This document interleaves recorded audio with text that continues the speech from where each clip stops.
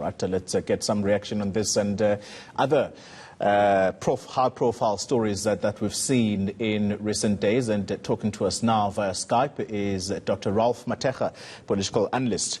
Dr. Mathekga, thanks very much for your time. Firstly, I want to start with what has been the talking point since yesterday. Our communications minister, Stella Ndabeni-Abrahams. Many people saying equality before the law, that's the supreme law of our country. But was it applied when it came to Stella Ndabeni-Abrahams? Good morning, Colleen, and to your viewers at home. I think that the main problem with the Stella Ndabeni issue is that government, particularly the people in the security cluster, and I want to mention directly here, Colleen, Police Minister Ndabeni-Abrahams, he has been very hard on others. He has been speaking very loudly. Actually, it's almost saying to South Africans that you are going to behave or I will deal with you. And in a moment such as this, where the state has been showing heavy-handedness, we've got videos coming out there, people being marched on the street and so forth. I don't know what is the legal basis of such a sanction, Toli, because I have a problem with government that shambok people on the street as a way to reprimand them, while at the same time you are saying corporal punishment is not allowed at school. The kids are watching. The very same parent you are shamboking are the ones that are going to extend the same type of punishment to your children later on. So from the get-go, the whole thing is wrong. But if you look at the way in which the Stella Ndabeni issue has been dealt with, it shows double standard on the side of government. This is how you actually lose legitimacy, when it comes to controlling the people in a moment such as this. If you show people that you seem to lack empathy when they make mistakes and transgress, and when politicians do even gross transgression that shows even moral insensitivity, such as what we have seen with communication minister, people are going to say, but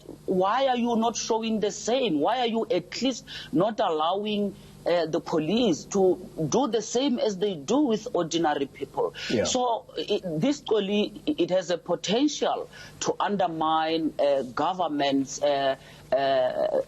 ability to manage this thing on the street. This is not just about unleashing police on the people. It's about making people understand that you are doing it for them and retaining their empathy.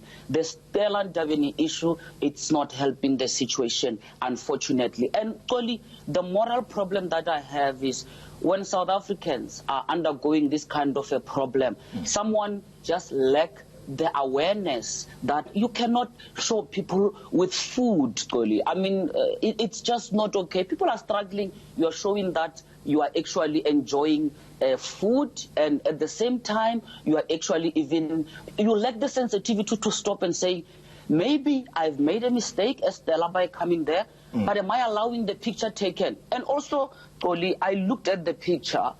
I'm not an expert on visuals, but the minister posed for the picture. What was in her mind when she posed for that picture?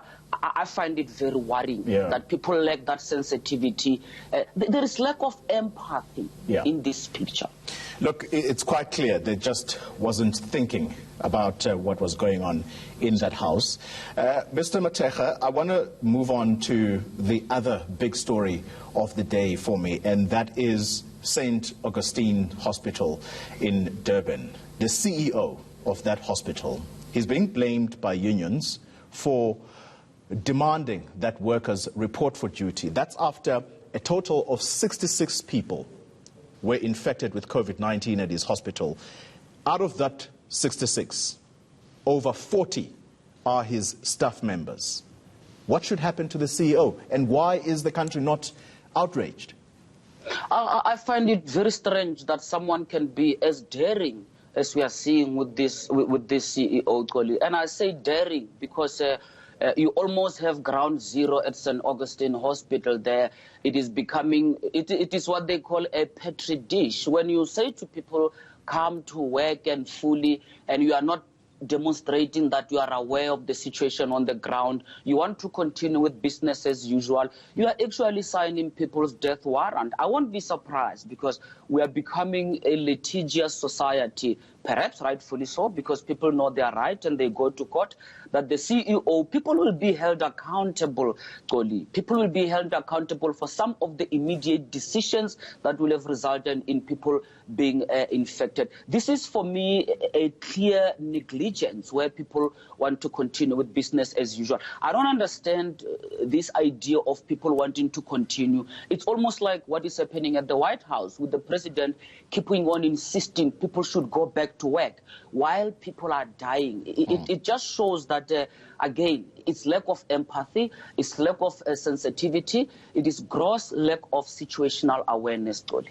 Should Dr. Richard Friedland be allowed to resign without giving an account? And perhaps let's actually be tougher with him as well. Should he be prosecuted? Because he absolutely has endangered these workers. Up until we hear his side of the story, that should be the thinking around this matter. I mean, Goli, I have to say it's a disappointment, this doctor, to the medical profession, because I have to say South Africa's medical profession, they have been so exemplary. I mean, they've done a great job. I've seen medical profession going out, going right at the cold face at this. But you have a doctor, someone who understands disease, someone who should understand how the whole thing works. This is not someone who has just learned how to spell a flu or whatever it is now. It's someone who comes from medical profession, and you must hold such a person to a very high standard when they transgress in this manner. Hence, I think people are going to sue this doctor, whether or not government decide to sanction or the Health Professional Council decide to sanction the doctor. I see the possibility of private litigation, damages laws coming to this doctor, and they should be disciplined. It's just an embarrassment to the medical profession to see someone failing to hit something such as this. Ralph Mathekga, thank you very much for your time. He is a political analyst.